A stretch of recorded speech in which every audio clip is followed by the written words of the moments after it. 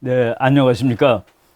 지금 뭐 6월 초순인데도 벌써 날씨가 30도도 넘는 이 더운 여름이 된 것 같습니다. 지난주에 그 6월 4일이 중국의 그 천안문 사건이 일어났던 그이 주인데, 최근에 그 제가 그 미국 그 이포크 타임스를 보다 보니까 그 아주 괜찮은 책을 쓴 영국 외교관이 한 사람이 있는데, 그 사람이 그 우리가 상상하지 못했던 그런 시나리오를 제시하고 있는 것 같습니다. 그리고 그 시나리오는 뭐 합리성이 상당히 많이 있는 그 시나리오인데, 그 제목을 뭐 간단히 말씀을 드리자면은 시진핑 축출을 통한 중국 민주화, 그러니까 시진핑 축출을 통한 중국 민주화, 이것이 이제 시나리오예요. 이런 거를 사람들이 생각을 하고 있고, 또 그것이 가능할 수 있다라는 생각이 들었습니다. 그래서 그 첫 번째는 아직 이루어지지 않은 일이지만은 그 중국의 민주화 과연 가능할까에 관한 얘기를 하나 드리기로 하겠습니다. 그리고 지금 우리나라에서 그 논쟁거리가 되는 거가 그 북한의 그 김일성이를 미화한, 뭐 김일성이 직접 쓴 책은 아닌데 세기와 더불어라는 김일성 그 회고록이 그 뭐 1990년대서부터 이제 몇 년에 걸쳐서 나온 바 있었는데, 그 책을 한국 출판사가 이제 통째로 다 출판을 해가지고 뭐 이것을 팔아도 되느냐 안 되느냐 가지고 논쟁이 많았습니다. 법원에서는 팔아도 된다라고 이제 그 결정이 나왔는데, 대형 서점들이 취급하지 않겠다라는 정도로 지금 현재 그 사건이 뭐 종결되지는 않고 진행 중인데, 거기에 관련된 말씀을 좀 드려야 되겠다는 생각이 들었습니다. 그래서 첫 번째 주제는 그 시진핑 축출을 통한 중국 민주화 시나리오, 그리고 두 번째는 김일성 회고록은 읽어도 된다는데 이걸 어떻게 읽어야 되는 것인지, 그리고 그거를 다른 책들하고는 어떤 기준에 의해서 읽기도 하고 못 읽기도 하는 것인지, 이런 등등에 대해서 한번 말씀을 드려보도록 하겠습니다. 먼저 그 중국 얘기를 하기 전에, 뭐 중국하고 관계된 얘기지만은 뭐 세상은 그래도 서서히 정상화돼 가고 있는 것은 분명한 것 같습니다. 그 미국에는 뭐 마스크 안 쓰고 이제 모일 수 있는 곳들이 이제 상당히 많아졌고, 미국의 주별로 조금씩 다르긴 하지만은 완전히 이 코로나 바이러스로 인한 모든 그 규제가 다 풀린 곳도 있습니다.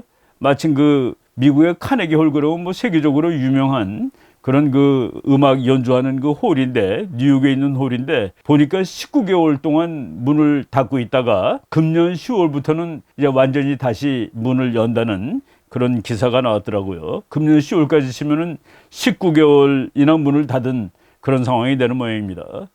예. 그러면서 여러 가지 그 이상한 일들이 진행되고 있는데, 코로나 바이러스가 어디에서 유출되었느냐는 거기에 대해서 아주 새로운 뉴스, 좀 놀라운 뉴스들이 많이 나오고 있습니다. 작년까지만 해도 전혀 말할 수 없는 중국에 있는 우한 연구소에서 나온 거 아니야? 이런 말을 하게 되면 상당히 그 민감하고 뭐 할 수 없는 말처럼 이제 여겨졌었는데, 그런 말들이 미국의 주류 언론에서 이제 나오기 시작을 했습니다. 그리고 또 그냥 일반적인 다수설은 그거는 자연적인 것이야, 바이러스가 자연적인 것이라고 했는데, 최근에 와서는 인공적인 것이다. 과거에는 인공적이라고 그랬으면은 음모론이 됐는데, 그런 얘기도 막 나오고 있습니다. 이제 뭐 막 쏟아져 나오는데, 새로운 데이터들이, 그것도 나중에 한번 뭐 정리를 해 드릴 기회가 이제 있기를 원하겠습니다. 그래서 그 트럼프가 내가 원래 말했던 것이 지금 다 옳은 거로 판명되는 거 아니야? 라고 이제 또 얘기를 하고 있죠. 대통령직을 떠난 지 벌써 몇 달 됐습니다만은, 그 대통령으로서의 그 열기가 별로 식지 않은 것 같은 것이 지난주에 일어났던 그 몇 가지 또 일들이 있었습니다. 예, 오늘의 그 주제가 중국의 민주화라는 것인데, 중국 사람들이 민주주의에 대한 열정이 없느냐? 아닙니다. 절대로 이 중국인들이 민주화에 대한 열정이 없는 것이 전혀 아니다. 그 대표적인 것이 1989년 6월 4일 날 있었던 천안문 사건이라고 얘기를 하죠. 저기 여러분들이 사진을 보실 텐데, 천안문 광장에 수많은 그 중국의 청년들, 뭐 주로 이제 대학생들이 많았습니다만은, 대학생들이 모여서 이제 참 민주화 운동을 했고, 이것을 그 등소평 때입니다. 잔인하게 탄압을 해서 뭐 2,000명 이상 목숨을 잃은 이런 사건이 있었습니다. 그런데 지금 이제 금년이 32주년을 맞이했다. 그리고 저는 민주화의 불씨는 분명히 그대로 남아있다. 당시 천안문 광장에 그 젊은 친구들이 모여서 그 사람들이 만들어 놨던 것이 그 뒤에 무슨 조각품을 만들어 놨는데 많은 미국 사람들이 자유의 여신상처럼 생겼다라고 얘기를 했습니다. 그 모양이 여러분들이 사진 보시겠습니다. 자유의 여신상처럼 뭐 비슷하게 생겼죠. 근데 중국 그 천안문 사태를 일으켰던 이 젊은이들이 저 그 여신상을 Goddess of Democracy, 민주주의의 여신, 민주화의 여신이라고 그 이름을 줬더라고요. 그러니까 민주주의를 중국 사람들이 갈망하고 있었다라는 것을 상징하는 것이죠. 그리고 또 미국의 자유의 여신상하고 이미지가 비슷한 이런 거를 만들어 세워가지고 정부에 저항을 했는데 무참하게 뭐 탱크에 의해서 진압이 되고 말았습니다. 뭐 최근에 나온 그 신문에는 그 Goddess of Democracy가 Remembering a Pillar of Defiance. Defiance는 뭐겠습니까? 아예 이 거부한다. 독재자의 말을 듣지 않겠다. 나는 독재에 항거하는 거야. 그 항거하는 필라라는 것은 뭐 무슨 뭐 기둥이라는 그런 뜻이겠죠. 항거를 상징하는 그 기념물이라고 이렇게 써놓고 있습니다. 예, 제가 말이죠. 바로 그 천안문 사건이 일어나는 바로 그때가 이제 6월 초니까 대학으로 치면은 거의 학기가 끝나갈 무렵이었습니다. 그때 제가 그 서울에 있는 학교 이름은 말씀드리지 않겠습니다. 제 그 기억이 좀 너무 그 충격적이기 때문에 제가 그 강의를 하는데 한 학생이 교수님, 저 사회주의 국가는 데모하는 것도 너무나도 인간적이에요 라고 얘기를 하더라고요. 그때 이제 우리나라의 그 비춰진 천안문 사태의 모습이 애들이 전부 학생들이 스크럼을 짜고 있고 경찰들도 스크럼을 짜가지고 서로 몸으로 이렇게 미는 그런 모습을 보여줬습니다.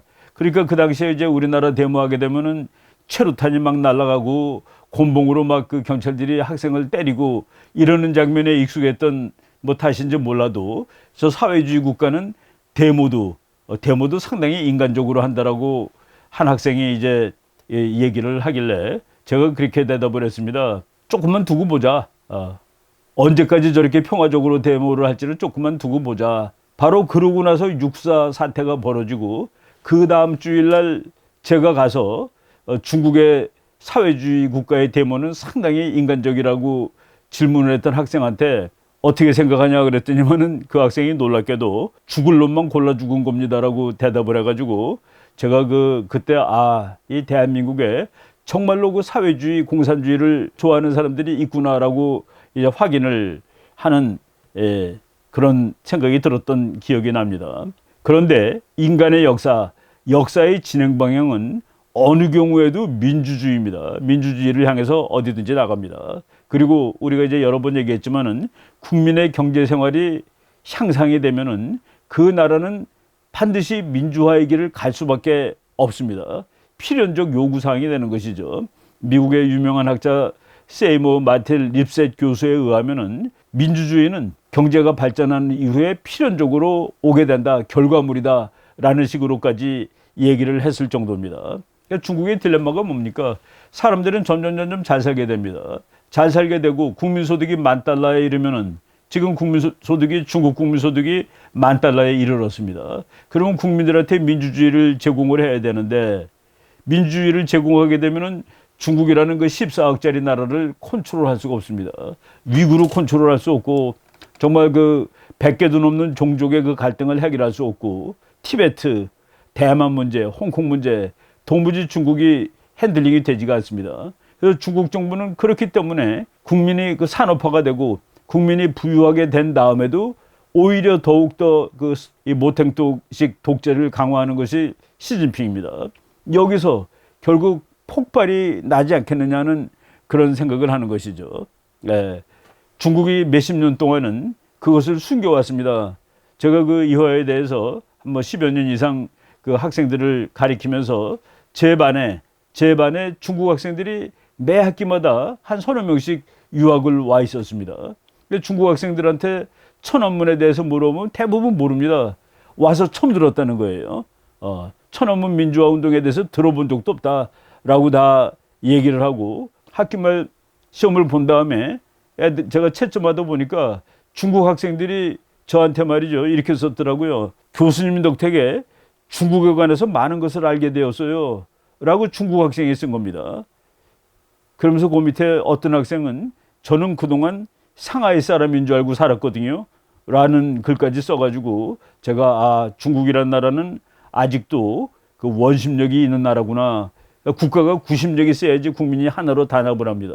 그런데 중국의 그 학생이 한국 와서 강의를 듣고 교수님 때문에 중국에 대해서 많이 알게 되었다. 그동안 나는 상하이 사람으로 알고 살았다. 중국 사람이 아니라 이런 얘기도 하고 그랬는데 그래도 이렇게 외국에 온 학생들은 전부 다 천안문에 관한 얘기를 다 듣는 겁니다.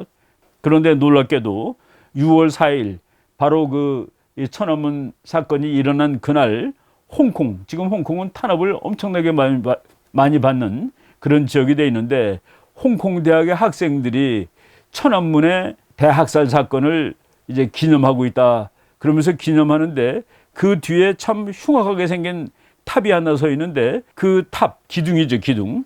기둥의 이름이 영어로는 필라 오브 쉐임으로 되어 있습니다.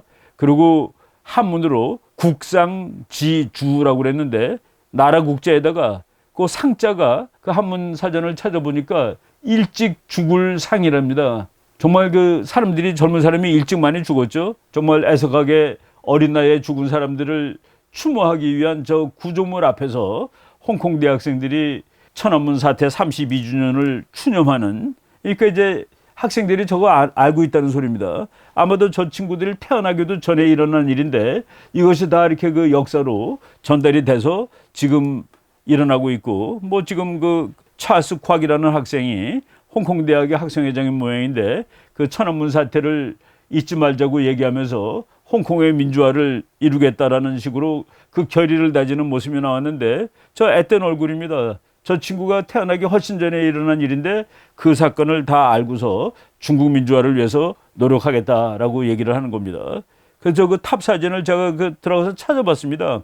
그 아주 뭐 그림이 이렇게 좀 음울한 그림입니다. 음울한 조각품이에요. 국상지주, 그러니까 필러 오브 쉐임, 수치의 탑, 뭐 수치의 기둥, 수치스러운 기둥 이런 뜻이겠죠. 그 앞에서 중국의 민주화를 이루어야 말겠다라고 홍콩 학생들이 결의를 했습니다. 지금 제가 말하는 그 본론은 그 차이나 꾸, 중국의 쿠데타가 일어날 수 있다라는 책을 쓴 영국의 그 뭐 지금 글도 쓰고 그리고 외교관 출신입니다. 중국의 Great Leap to Freedom, 이제 곧 그 민주화를 위한 대도약이 일어날 가능성이 있다라는 책입니다. 제가 저 책이 나온다는 것을 이제 뭐 오래전에 이제 이 아마존닷컴에서 이제 발견을 하고 제가 앞으로 사야 될 목록에 지금 집어넣습니다. 그런데 보니까 신문에 그 해설한 책도 해설한 기사가 나오고 그래서 먼저 말씀을 드리고 제가 이 책이 이제 도착하는 대로 다시 한번 말씀드릴 기회를 뭐 잡도록 하겠습니다. 지금 그 등소평하고 모택동은 벌써 이제 중국에서도 옛날 사람이 돼버렸죠. 그런데 모택동하고 등소평을 다 만나본 사람이 지금 세계에 별로 없을 겁니다. 그런데 마침 이 저자 이름이 로저 가사이드라는 분인데 영국의 그 외교관을 오래 했던 사람입니다. 이 사람이 모택동 등소평 다 만나보고 등소평하고는 이제 저녁도 같이 먹어본 이런 그 사람인데 중국에 이제 반드시 민주화가 오게 되고 그리고 이제 민주화 운동이 일어날 아주 좋은 시점이 다가오고 있다라는 식으로 이제 책을 썼습니다.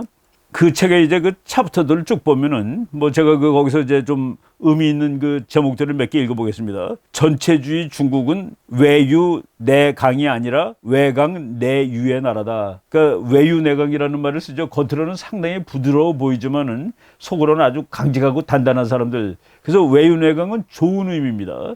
그런데 중국이라는 나라는 외유 내강이 아니라 외강 내유. 겉으로는 강해 보이지만은 속으로는 약한 나라. 저것도 이제 우리가 중국을 얘기할 때 최근 몇십 년 동안 중국이 하는 일은 다 괜찮아 보였던 겁니다. 뭐 경제 성장률도 10% 되고 중국의 관료들은 하면은 실패하는 일이 없는 것 같아. 그들은 무엇이라도 할 수 있어. 재빠른 산업 발전하고 그리고 또 독재도 중국식의 특이한 독재를 하기 때문에 중국 사람들이 다 따라줄 거야. 이런 식으로 중국에 대해서 몇 가지 환상이 있었는데 그 민주주의라는 원칙은 그거는 유니버설한 겁니다. 민주주의는 중국 사람 다르고 미국 사람 다르고 한국 사람 다르지 않습니다. 그러니까 인간이 자유롭게 살고 싶다는 것, 그 민주주의를 향해 가는 것은 그는 역사의 진행 방향이 되는 것이죠. 그런데 중국에 대해서 우리가 잘못 알고 있던 여러 부분을 이 사람이 그 뭐 챕터 제목에서도 얘기를 하고 있습니다. 지금 중국은 경제 위기가 왔습니다. 많은 사람들이 중국에 대해서 장밋빛 그림을 그리지만은 대한민국의 일부 학자들, 뭐 저를 포함해서 중국의 경제가 그렇게 영원토록 9%씩 성장할 수 없다라는 식으로 오랫동안 얘기를 했는데 여기에서도 그 얘기를 똑같이 하고 있습니다. 경제 위기 그리고 불신과 거짓, 중국에 우리가 발표하는 데이터도 못 믿는다고 그랬죠. 그리고 작년, 재작년 뭐 그 여러 이 질병 관련 자료들 이걸 우리가 과연 믿을 수 있었는지에 대해서 여러 번 의문을 제기를 했었습니다. 그리고 누가 지배하나 여기에서까지도 이제 지금 그 헷갈리기 시작하는 겁니다. 중국은 공산당이 지배하는 나라라고 그랬는데 이제 여기에 그 약간 그 시니컬한 질문입니다. 중국을 지배하는 것은 공산당이냐 신이냐 신 하나님 흉내를 내는 그 인간 신이냐 이런 식으로 제목을 했습니다. 그리고 중국의 아주 골치 아픈 거는 환경재앙입니다. 환경재앙.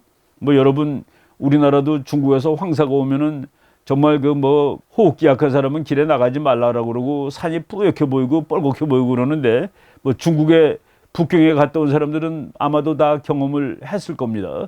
길 하나 바깥에 그 좀 넓은 길 저쪽에 있는 건물이 보이지 않을 정도로 황사가 많은 날도 제가 이제 저는 뭐 직접 한번 본 기억이 납니다. 그리고 코로나 바이러스를 은폐했는데 그 대가가 지금 이제 나타나고 있는 것 아닌가 하는 전 세계가 전부 다 거기에 대해서 다 아주 피해를 많이 입었습니다.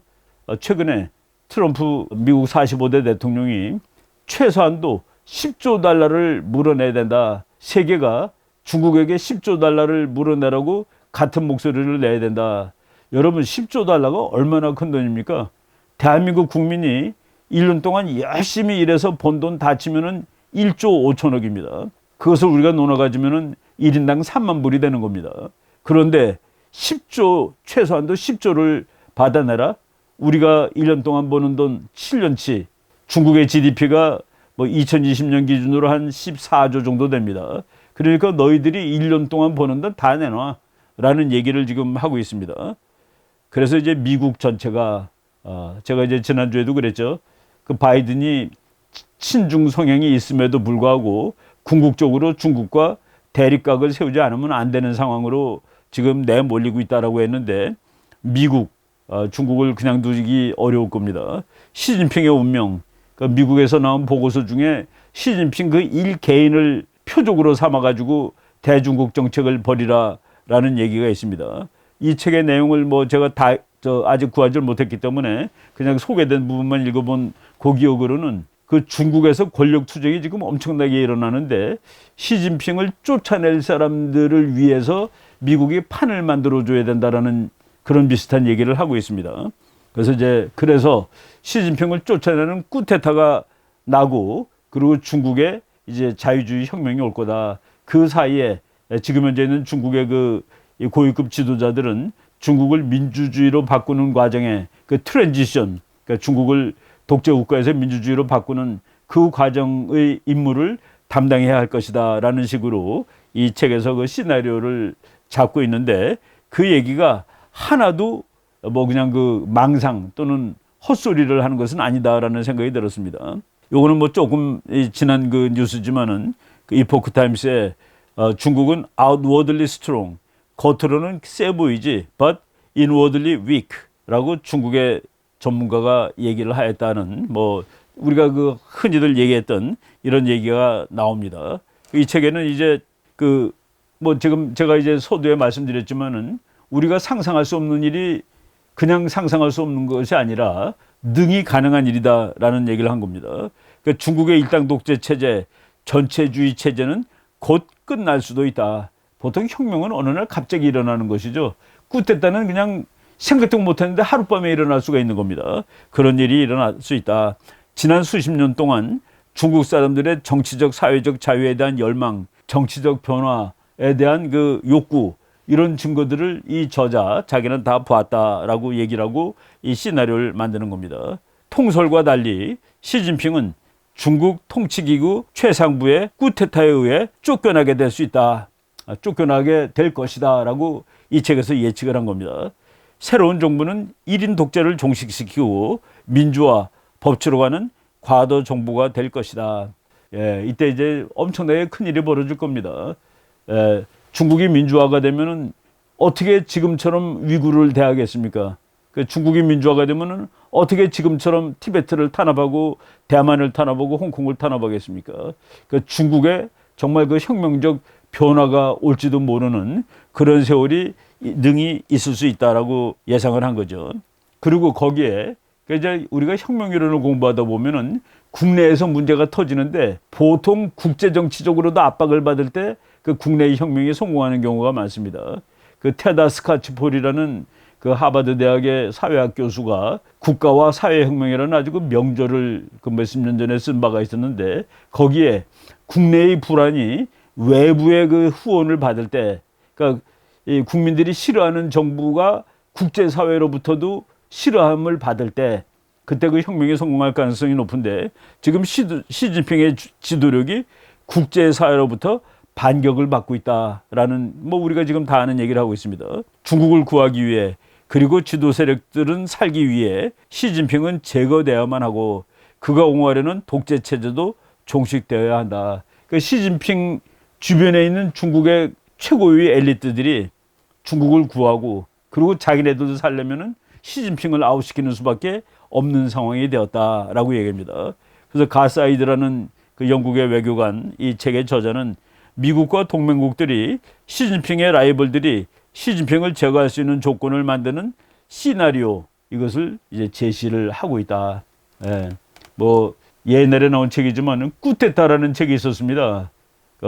미국의 아주 유명한 에드워드 앤 로떡이라는 사람이 쓴 요만한 쿠데타가 성공하려면 어떻게 돼야 된다라는 책을 썼는데 그 책을 읽고서 아프리카에서 정말 쿠데타가 여러 개가 일어났습니다. 그 책을 읽은 군인들이 뭐 쿠데타를 일으켰는데 지금 이것은 마치 시진핑을 쿠데타로 몰아내는 방법에 관한 그런 그 설명을 한 책이라고 볼 수도 있을 것 같아요. 지금 뭐 바이러스 얘기도 나오고 그러는데 이것이 국제사회가 중국의 지금 시진핑 정부 이거 안 되겠다라고 생각을 하게 되는 그런 아주 중요한 그런 요인으로 하루하루 정말 놀라운 데이터들이 지금 뭐 나오고 있는 중입니다. 여러분들이 관심 있는 분들은 여기에 관련된 뭐 좋은 유튜브들이 많이 있으니까 한번 뭐 참고를 해보시면 될 것 같습니다. 우리나라 방송에서도 나왔죠. 코로나19가 인위적으로 탄생되었다라는 주장이 영국 정보기관도 조사하고 있다 하고서 우리나라 YTN 뉴스에 이거 작년만 해도 이런 얘기 도무지 할 수 없었는데 이런 얘기가 막 나오는 거는 시진핑 정부에 대해서는 정말로 어려운 그런 국제 상황이 전개되고 있다라고 말할 수 있는 겁니다. 뭐 여러분들이 제가 그 캡처를 해놓은 곳인데 여러분들이 보실 때 그냥 뭐 이렇게 보시기 바랍니다.